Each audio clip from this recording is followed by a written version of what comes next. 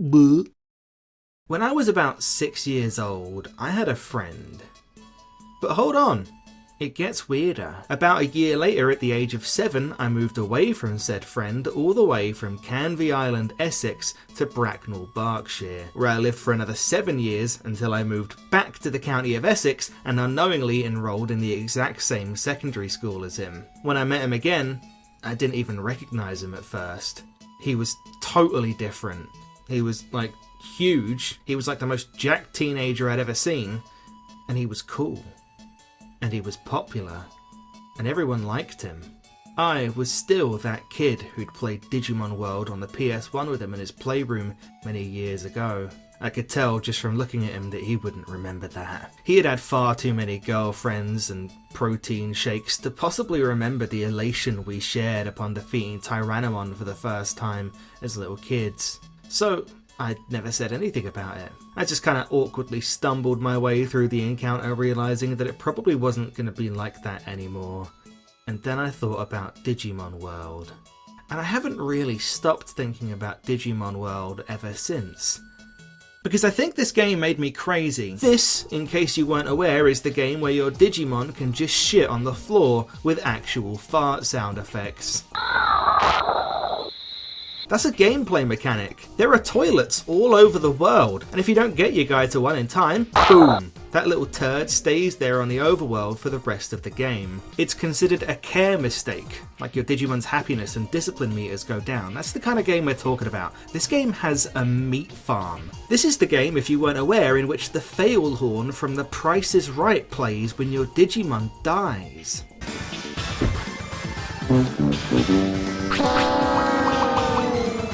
Okay, I made that last one up. What I'm saying here is that this game is nuts, and while I would hesitate to necessarily call it good, it is absolutely fascinating, and one I've thought about on and off ever since I first played it as a kid. It just has this X factor, this unexplainable allure that makes it so utterly compelling in spite of many of the more objective qualities it lacks. Maybe this could be attributed to its ball-busting difficulty and its obtuse systems and the way that it basically necessitates a guide if you want to see everything it has to offer. Really, it's a bit like no, I can't do it. But it's true. It's a bit like...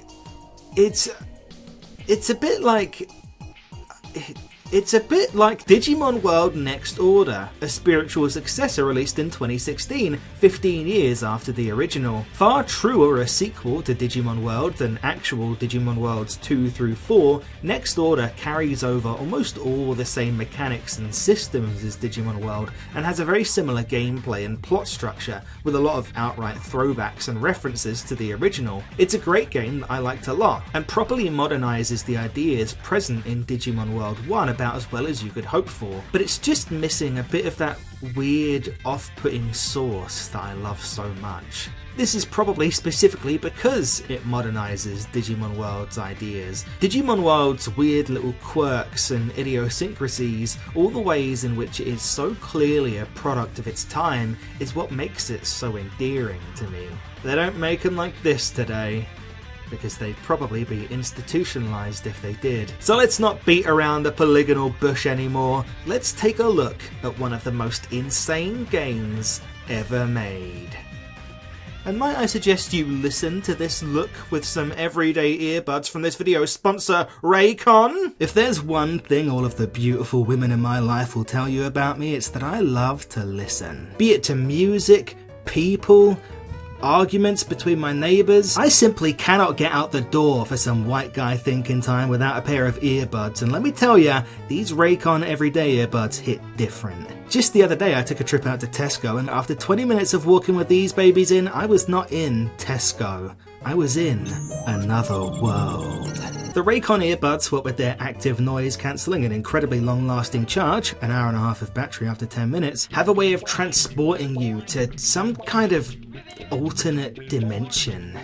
A dimension of sound. apparently I have really big ear holes. I found this out because earbuds don't fit me very well and I end up having to go through a few pairs before I can find any that are particularly comfortable. This was not a problem with the Raycons because they come with different sized gel tips. So I just swapped out the normal ones with these big ones, and now I haven't got to worry about them when I'm out and it's windy or rainy, which it always is because I live in England. I mean, they're even water resistant and they even have a 30-day happiness guarantee and offer free returns. What have you got to lose? Literally nothing. So get your ass over to raycon.com via my promo code buyraycon.com/fudge for up to 15% off the best-selling Raycon products. The link is below in the description, so make sure not to miss out on these exclusive discounts while they last.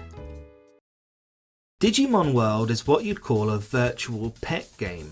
I say it's what you'd call a virtual pet game rather than just saying it's a virtual pet game because Digimon tragically lost its war for relevancy with Pokemon many moons ago, and now you probably don't know what that is. If recent international elections are proof of anything, most of Gen Z don't even know what a crime is, much less a Digimon. So for some of the more oligarchy inclined of you out there, let me lay it down for you. Digimon was conceptualized as a more masculine counterpart to the Tamagotchi, which was a cultural institution in the late 90s. Its name in Japanese roughly translates to egg watch, which I believe is also one of the key ingredients in many fine French pastries. So Digimon has roots in taking typically feminine interests like caring for living things and trying to make them masculine. It does so by making it so that those living things are now dinosaurs and demons, and if you're in the early 2000s, a gun with a cowboy hat, which was my profile picture on Twitter for many years before I was banned for threatening to eat a viral TikTok landlord.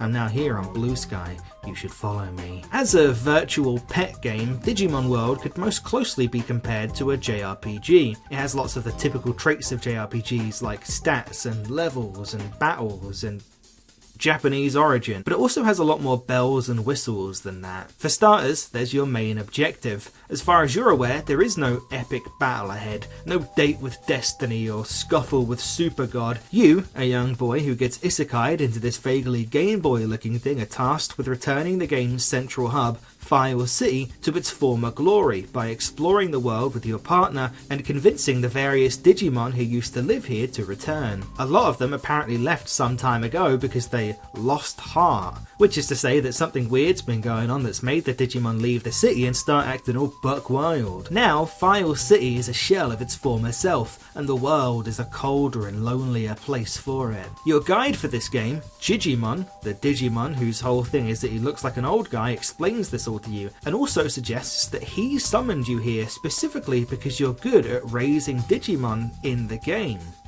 Or on the game? Before you wound up in the game. It's going to be like this a lot. I'm going to need you to lock in with me here. Which would kind of piss me off. I mean, you just sucked me into a virtual world against my will with no warning and have now tasked me with saving it.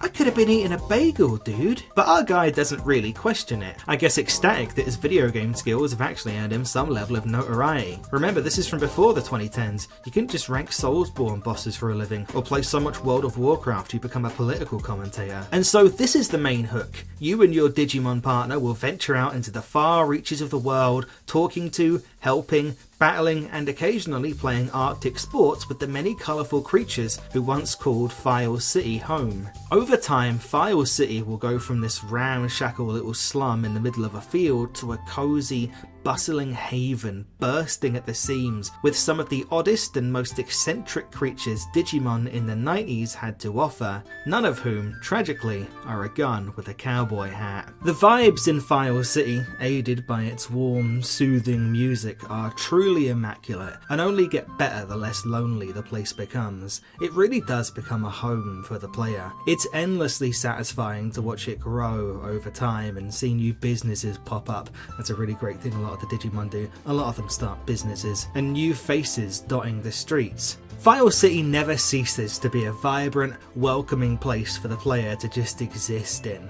And thank God for it, because most of the time the player is away from it will be spent having a mental breakdown. With that in mind, let's talk about Digivolution. One of the big things that differentiates Digimon from Pokemon is that unlike Pokemon, who largely can evolve into maybe one or two things at most, with one notable exception, Digimon can almost universally digivolve into multiple different things. In Digimon World 1, every rookie level Digimon, that's the level of the Digimon you start the game with, like Agumon and Gabumon, can digivolve into up to 6 different champion Digimon. 9 if you count some special exceptions we will most certainly be talking about. Obviously, Pokemon and Digimon wound up going in pretty different directions as far as their video game interpretations go, so you can't really compare the two like that. But I will say that I absolutely love this as a game mechanic. It means that Digimon World as a game is just chock full of interesting choices. Every time you get a new Digimon, you think about what you want to digivolve it into, which then involves training and caring for it in a certain way, because every Digimon of rookie level or higher has certain stat parameters and requirements that need to be fulfilled to achieve it. So if you want Shellmon, for example, you're very weird. But also, you want over 1000 HP, over 100 defense, 5 or less care mistakes, that's letting your Digimon drop a deuce outside of a toilet, neglecting to feed them or let them sleep when they ask for it, and I think letting them lose battles and scolding them for no reason, though I'm not totally sure on those last two. Information on these games is very inconsistent, and ideally somewhere between 35 and 45 weight. You don't necessarily need all of these things to be true when the time required for your Digimon to digivolve elapses, but the more of them that are true, the better chance you have of getting the one you're specifically aiming for, and not some other, maybe worse one that also happens to have some of the same requirements, just more lenient. Greymon, for example, is very demanding to get, and almost every time I tried to get him, I'd end up with Tyrannomon or Centarumon, for example, who have some statistical overlap with some of Greymon's requirements, just like generally easier. If it sounds like I have a lot of uncertainty around these mechanics, it's because whatever AI decides which Digimon you get when it's time to digivolve is completely fucking unpredictable. You can swear that you fulfilled all the requirements necessary and did everything right by the standards of whatever dusty old game facts guide you're clinging onto like it's the fucking Bible and you are the Pope, I guess, and you still get something completely different to what you were expecting. This screen right here, this Digivolution screen, has been the cause of more manic episodes than my secondary school business class, and I learned about bonds in that class. I learned about divesting shares.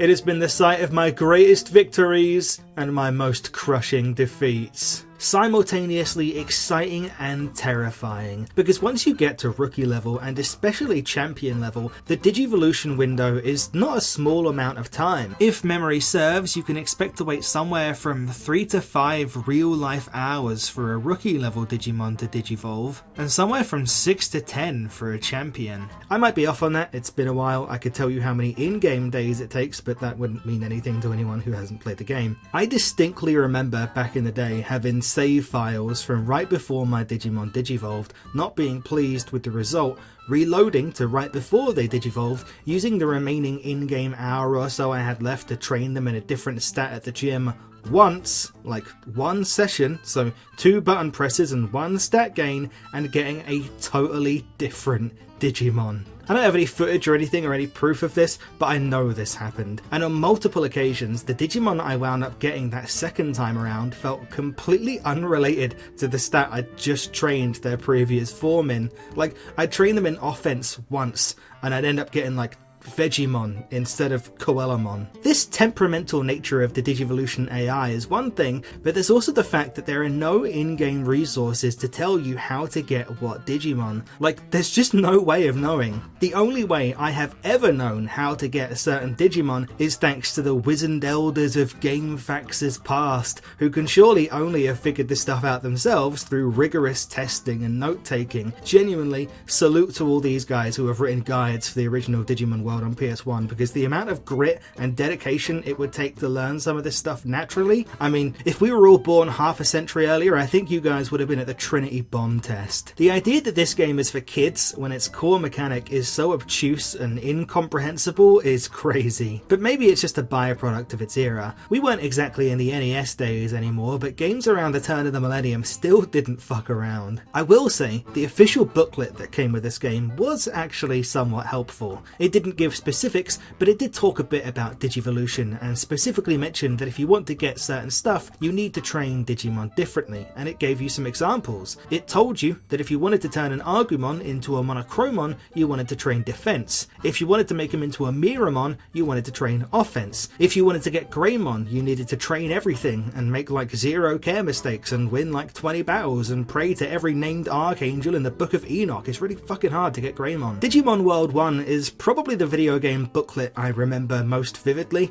I know a lot of people look back on the old booklets that used to come with games really fondly. I have very distinct memories of flicking through this one before and even while I was playing the game and just being enthralled by it. I want to say I liked the pictures, which I did. I was a dinosaur kid, but I think I was also just very thankful to have something official making an effort to actually explain the fucking game to me. I've talked a lot about rookie and champion level Digimon so far, and not so much about the final stage, Ultimate. That's because I got them very rarely, because getting an Ultimate Digimon was insanely fucking hard. The stat requirements for these guys are mountainous. Getting an Ultimate was always the big hurdle for me back in the original Digimon world. It truly felt like you did not have enough hours in the day to train your guy enough to get the stats necessary. Especially because you need to be out there in the world, recruiting Digimon, you know, progressing in the story. But also, you really want to be back in the green gym next to File City training the days away to try and get that Ultimate. So many times I spent basically my entire champion level Digimon's lifespan in the gym, hammering away on that triangle button for like 8 to 12 hours in pursuit of the elusive Ultimate, only for the time to finally elapse and he died of old age.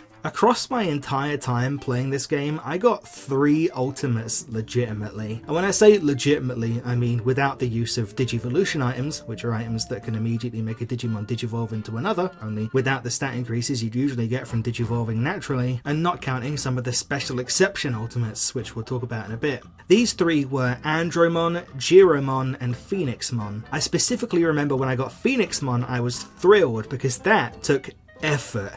And then he died of old age what felt like an hour later. That's Digimon World for ya. Fucking insane crazy thing number 1, or FICT for short, on many of the guides I used to peruse back in the day, there was this persistent rumour about a way to get Ultimate Digimon easier. The rumour had it that in the game's brief opening quiz, when Digimon asks if you have a Digivice, if you answered no, that would make it easier for you to get an Ultimate. I remember thinking this was dumb and really counterintuitive because in the show, the Digivice is literally the thing that helps the Digimon digivolve, but whatever, I believed it hook, line and sinker. The guide would never lie to me. Then I remember finding multiple guides sometime after the fact that suggested the complete opposite, that in fact answering yes to the question about the Digivice would make it easier to get an Ultimate. That made way more sense. I believed it hook, line and sinker. The guide would never lie to me. Well, it turns out the guides lied to me. Only now, years after the fact, has this been officially debunked as false either way. The question apparently has no bearing whatsoever on your ability to get an Ultimate, which, to be fair, I guess makes way more sense, but I think it says a lot about the cryptic, unassailable nature of Digimon World that a rumour like this spread in the first place and that guides spent basically years arguing over it. Okay, so while every Digimon can digivolve into a select few different Digimon, there is in fact a unique Ultimate Digimon whom every champion level Digimon can digivolve into, that being Vadermon. This little freak. As is the case with everything about Digimon World, the exact specifics of how this occurs are a bit murky and often contested. The general gist of it is that when the time window passes for your champion level Digimon to become an Ultimate, if the game deems you to have not met the requirements for an Ultimate, it will likely die of old age and reincarnate into an egg. but sometimes instead it becomes Vadermon after enough time has passed. Because he doesn't have any specific requirement and because anything can become him, Vadermon is surely the weakest of the ultimate Digimon, as he's also the easiest to get. I mean, hell, I got him a good few times. You're still happy to get any ultimate Digimon. It's certainly preferable to your guy pulling a Benjamin Button on you, but there is a downside.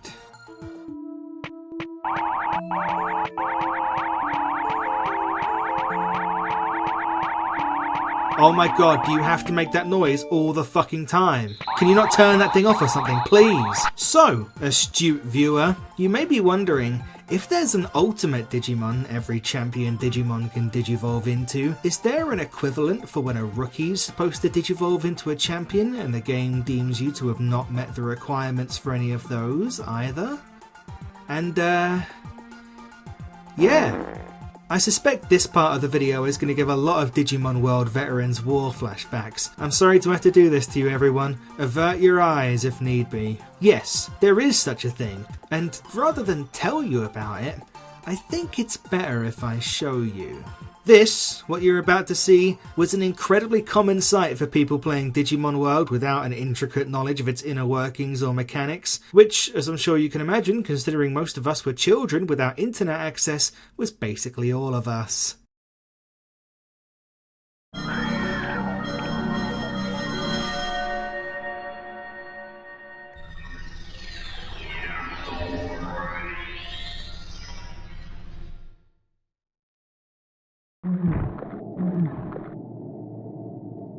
This is Numamon. As you can probably tell by looking at him, he is a joke Digimon. Quite unlike basically every other champion level Digimon in the game, when you digivolve into Numamon, you do not gain stats. In fact, you lose them. This champion level Digimon will always have less stats than the rookie level Digimon you digivolved into him. He is quite literally worse than a rookie Digimon, and as you can probably imagine, he is absolutely useless in combat. No, your eyes do not fail you. What you are seeing right now are his actual attacks. Frequently, you swear to the high heavens that you fulfilled the Digivolution requirements for at least something half decent, and yet somehow you still end up with Numamon at the end of it all anyway. And when you do get him, and you will, multiple times, you are again faced with a choice. Do you soldier on, make the best of a bad situation and try and make it work with this hopeless blob? Or do you go out and intentionally get it killed so that it regenerates into an egg and try all over again?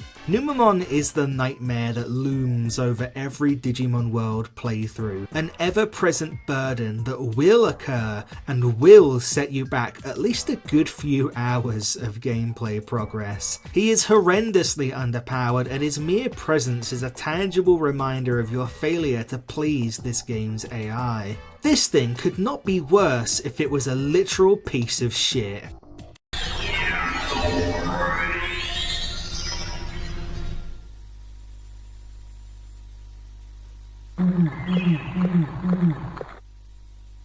I'd like to retract my statement. This is Sukamon. No, really, this is a Digimon. Every time your Digimon makes an unarranged deposit to the bank of Mother Nature, your Digimon's virus bar fills up a little bit. If and when it fills up entirely, then regardless of what stage you're at, whether you be at Rookie, Champion, or even Ultimate, your Digimon will digivolve on the spot, right there, into Sukamon. Obviously, it's bad enough when even your rookie Digimon drops stats to become...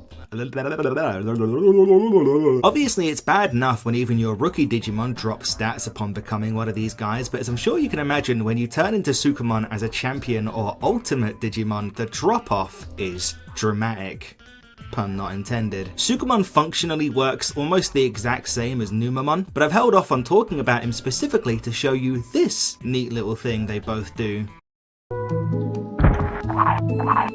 That's fic number 2 right there. There is actually a third unique champion level Digimon that every Digimon in the game can Digivolve into, and that's Nanamon, though honestly he's just worth a mention in passing because unlike the other two, it's actually very rare and honestly kind of hard to get this guy. You need your Digimon's happiness and discipline to both be at 0 and then scold them, which is basically never going to happen unless you are catastrophically bad at the game, like to the point of not even understanding how it works on the most fundamental level, or you have to go out of your way to do it, and to know how to do it, you would need to be looking at a guide. So Sukamon and especially Numamon are roadblocks that will impede your progress all over the game. But as is always the case with Digimon World, there is some mechanical nuance here, however labyrinthine it may be. The thing about these Digimon is that while they are terrible, there is some stuff you can do with them. All 3 of the special exception champion Digimon I've just mentioned have the potential to Digivolve into unique ultimate level Digimon accessible only to them. For Nanamon and Sukamon, this requires straight up training like usual, getting their stats up to insane numbers before your time runs out. Getting an ultimate is already an uphill battle as it is, without the reverse head start of doing it with a Digimon whose stats have in fact dropped since its last Digivolution,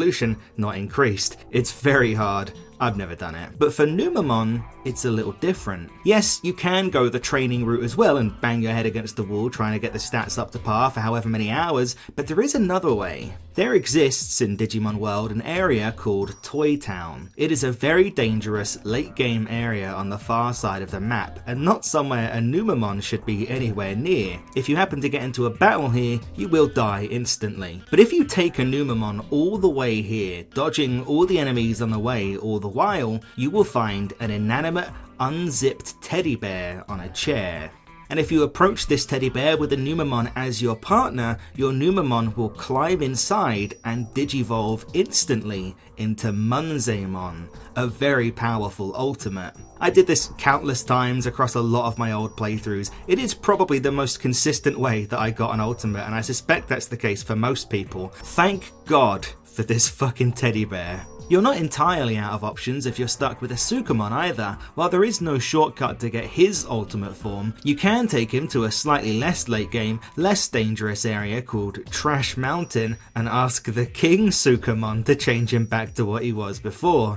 There's a lot of great quirky weirdo characters in this game, but King Sukamon might just be the best. When you ask him to change your Sukamon back, he quite rightfully gets pretty annoyed. He's like, why would you want to change him back? He's perfect. And he basically shoos you away after he's done it. I mean, you have literally just brought him something that looks exactly like him and said, yeah, I think it's ugly, can you fix it? So good for you, King. Tell me to fuck off. Practice self-care. These mechanical flourishes are a great microcosm of Digimon World as a whole. Frustrating and time-consuming, yes, but you are given options, even if taking those options themselves can be kind of punishing. The areas you have to go to are still pretty scary. I just think that the existence of Numamon and Sukamon, if not a necessary layer of friction, are an interesting one. The fact that the possibility of winding up with one of them looms over your head throughout the whole game makes your victories when you get a really good Digimon or exactly what you were hoping for infinitely more satisfying, and I'd be willing to bet that it's exactly this kind of friction, this kind of satisfaction that kept my little ass so hooked on this game as a kid,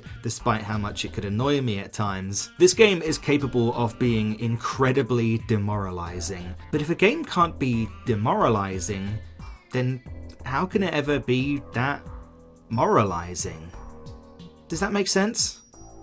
No, it doesn't.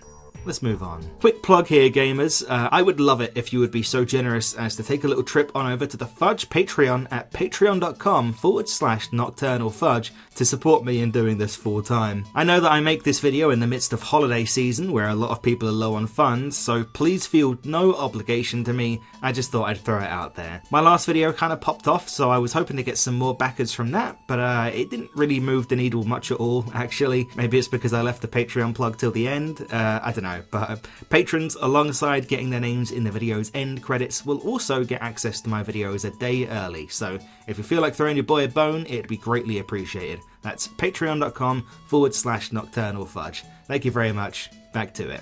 So maybe you're not yet convinced that this is indeed one of the most insane games ever made. I mean, you did literally just watch a walking turd eat feces, but okay, it's about time we stepped away from mechanics and systems and went into the Digimon themselves. Wait, no. So your mission is to recruit the Digimon back to File City, and oftentimes this is done by encountering them, realizing they've gone a bit nuts, beating them in a fight, and then talking to them after they've calmed down and watching them happily saunter back to civilization. Sometimes you don't even need to battle them, just talking to them is enough, and sometimes you do a fun little side quest or minigame, and sometimes you knowingly take a Digimon who is seriously ill or vulnerable to the cold, conveniently this includes all the baby Digimon, to Freeze Land, an incredibly dangerous late game area. Go to one specific screen of this dangerous late game area and do nothing to help your Digimon until they pass out so that they can be saved by Frigimon, who rightfully scolds you for being a fucking idiot. Then you have to come back to him after the fact with the Digimon who is not vulnerable to the cold so that he will go to the city and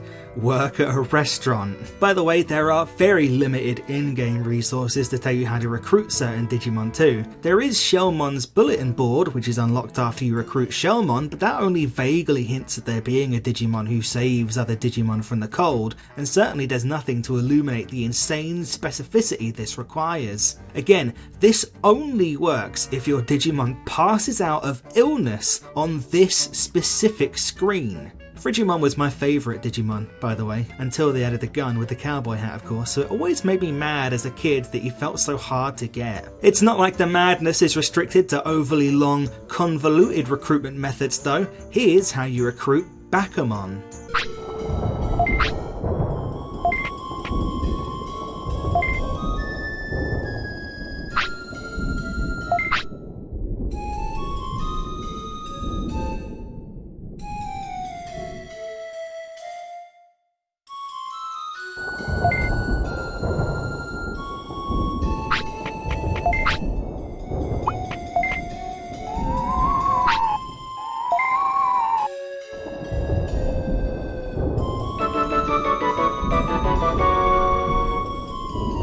That is, in fact, the only way to recruit Bakumon. You have to answer in that exact sequence. And then there's Monochromon.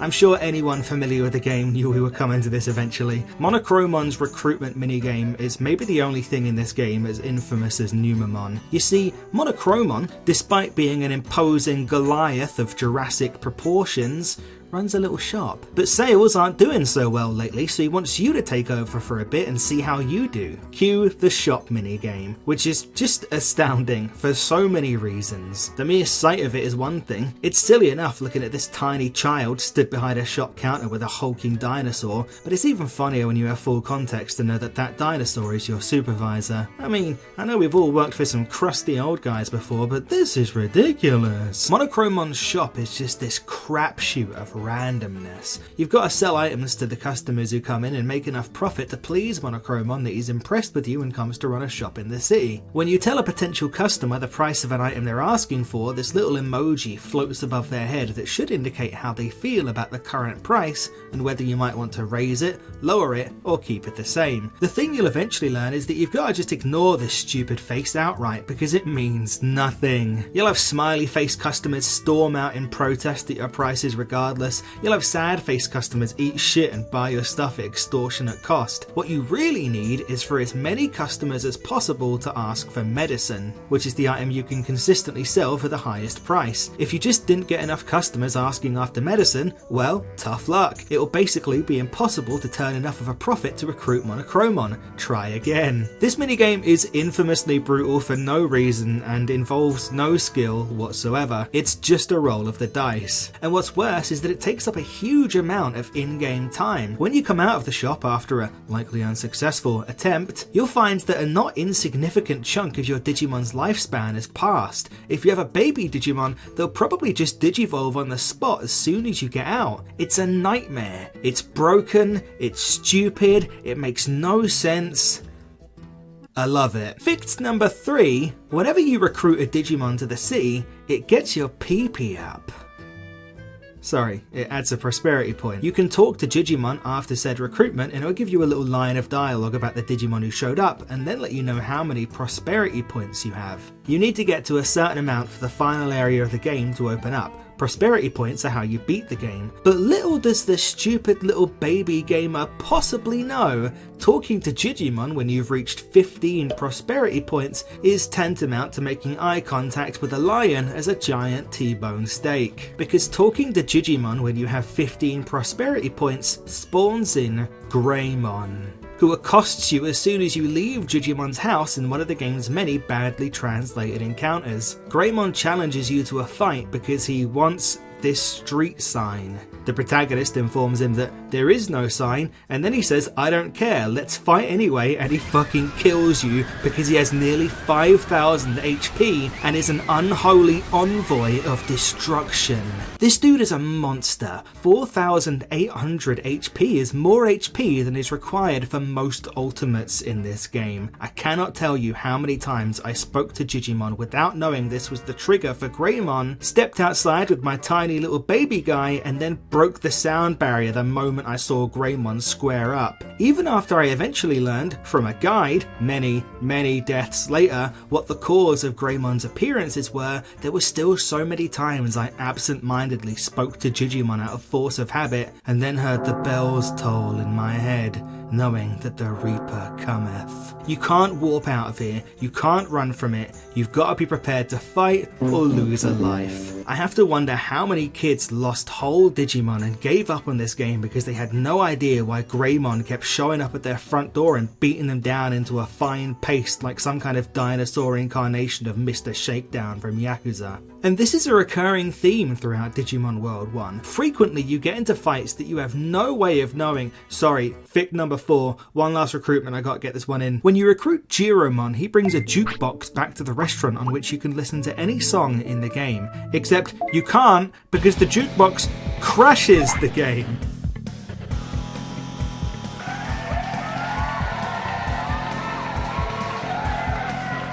Okay, frequently you get into fights that you have no way of knowing are as brutally hard as they are. It's one thing for random NPC Digimon to sprint around the whole fucking map looking for a fight like a 5-year-old in a particularly world-changing Monster Energy, but you'll be thrown into tough fights with no warning multiple times throughout a playthrough of Digimon World. Perhaps none as egregious as your first encounter with Ogremon and his squad of Argumon in Great Canyon. This is a pretty early game area, and yet again you're given no indication that just minding your own business, walking along this one specific screen will trigger what is effectively a 3-on-1 boss fight. I lost countless lives to this fight over the years, and despite how early you can run into it, it's only advisable to attempt with a well-trained champion Digimon and some good healing items at least. It is yet another example of how unforgiving Digimon World can be. It is so easy to stumble into an incredibly dangerous fight on the critical path with no way of knowing what you're getting yourself into until it's already killed you. Really, it's a bit like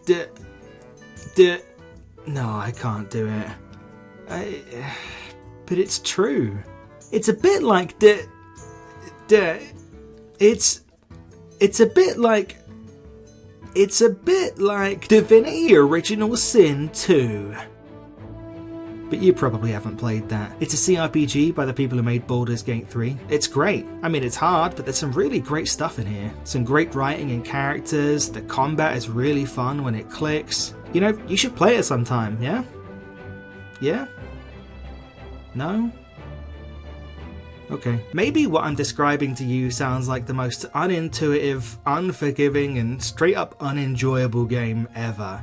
And, you know, a good deal of the time, it is, but it's the world in Digimon World that shines despite it all. Releasing relatively late into the PS1's lifespan, Digimon World has the advantage of more visual fidelity and mechanical complexity than many of its contemporaries released before the turn of the millennium. It has tons of my beloved pre-rendered backgrounds, the likes of which made many of this era's Final Fantasies, for example, so visually distinct. You can see computer parts and remnants of technology strewn about the place, often tucked away subtly in the corner of the screen, or implemented so naturally that you don't even think of it as any kind of reference to late 90s tech. The areas are so diverse and interesting, filled to the brim with charming weirdo characters who all talk to you in this game's signature, only half translated, strangely blunt mumbo jumbo. Who knows who or what you'll bump into anytime you venture out of File City. Maybe it'll be a network of Mojimon who run a trading business in Friesland. Maybe it'll be a fucking talking tree who just explains the whole lore of the world to you. Hang on, wasn't this guy evil in the anime?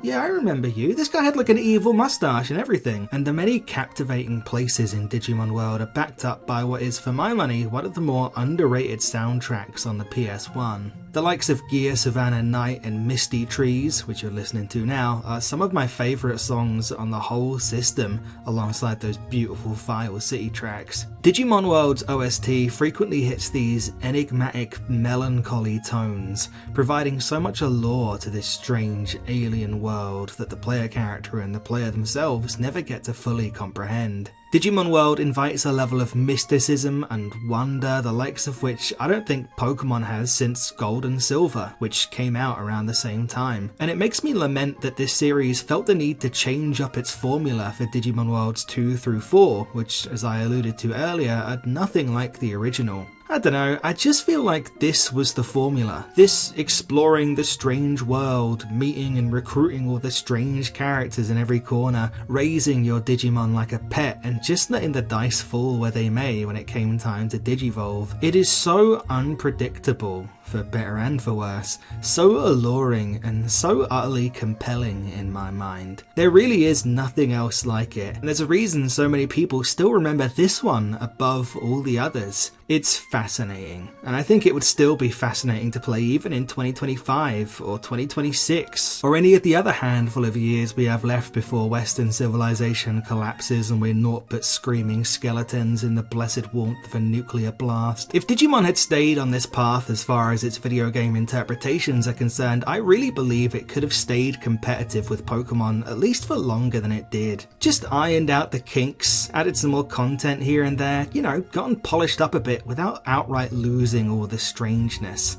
I just don't get why we had to change, but I suppose if there's one thing we've learned from this video, it's that change is not always good.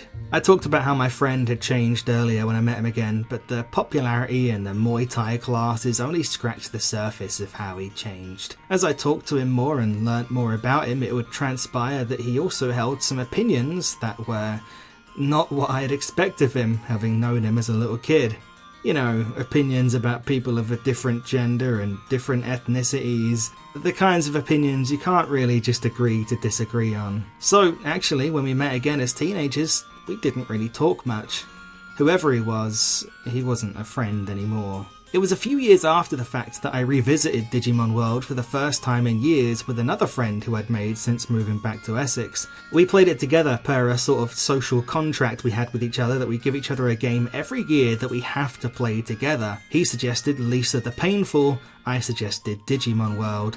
I can honestly say that those games might have more similarities than you expect, and I remember having this slight feeling of dread booting it up again for the first time in years, that maybe it wouldn't be how I remembered it, but it was. Warts and all. I remember when we finally fished up Seadramon. Oh god, I didn't even touch on fishing for Seadramon in this video. Fic number 5, sorry.